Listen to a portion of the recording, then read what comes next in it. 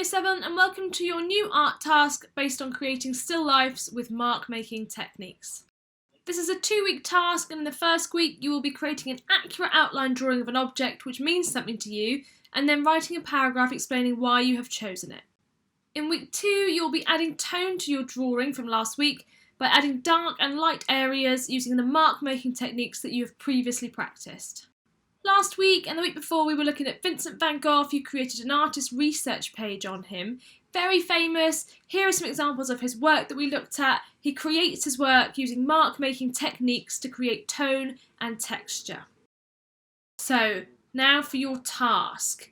You need to get your sketchbook or a plain piece of paper and a pencil. Choose an object which means something to you and create an accurate still life drawing of this object. You are only drawing the shape, so the outline of the object. Then afterwards you are writing a paragraph explaining why you have chosen this object. Just to recap what a still life is, it is a painting or drawing of an arrangement of objects, for example Van Gogh's famous sunflower painting. So now I'm going to show you some examples of still lifes that have been created using mark making techniques to create tone and texture. This is what you will be doing after you've done your outline this week. These 2 examples here are ones that I have created for you. So I've drawn the outline first and then I've applied the mark making techniques to create tone, to create more form, make the objects look more 3D.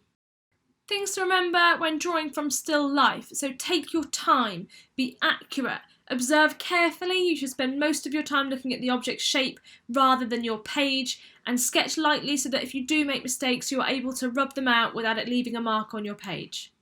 Just to recap what your task is for this week, you are choosing an object which has meaning to you, creating an accurate still life drawing of this object, only the shape and the outline, not the tone, and then afterwards you will write a paragraph explaining why you have chosen this object. The reason we do this is because many artists drew and painted many still lifes and they always picked objects that had some meaning to them or some kind of connection with them. Once you have finished, make sure you take a photo of your work and upload it to your Google Classroom. If you still are not sure how to do this, please email your teacher or myself, Miss Jenkins, and make sure you stick to that timetable. You complete your artwork on a Thursday and submit it on the same day. Well done Year 7, that is task 1 complete. Task 2 will be released next week.